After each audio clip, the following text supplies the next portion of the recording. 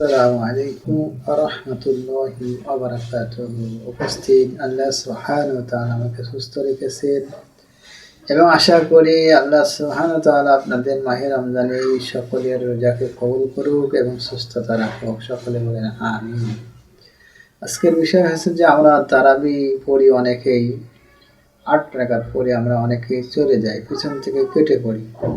এক্ষেত্রে আমরা ৮ রাকাত যদি পড়ি তাহলে আমাদের সওয়াব কম হবে। এক নম্বর হচ্ছে যে আমরা যে খতম তারাবি পড়ি, এই খতমের যে একটি ব্যাপার আছে, এই খতম থেকে আপনি বঞ্চিত হয়ে যাবেন। কোরআনে কারীম পড়লে যে সওয়াব, পুরো যে খতম, এই খতমের একটি সওয়াব আছে, এই সওয়াব থেকে আপনি বঞ্চিত হবেন। দ্বিতীয় হচ্ছে আল্লাহ রসুল বলছেন, যে ব্যক্তি রমজান মাসে একটি ফরজ আদায় করলো, অন্য মাসে সে যেন ৭০টি ফরজ আদায় করলো। এই কারণে আপনি যখন ৮ রাকাত তারাবি নামাজ পড়বেন, তখন আপনার আরও ১২ রাকাত আপনার সে পড়লেন না, এই ১২ রাকাতের সওয়াব তো অবশ্যই আছে। এর জন্য আপনি কিছুটা সওয়াব থেকে আপনি বঞ্চিত হয়ে যাচ্ছেন। এই জন্য আমরা চেষ্টা করব ২০ রাকাতই নামাজ পড়ার জন্য।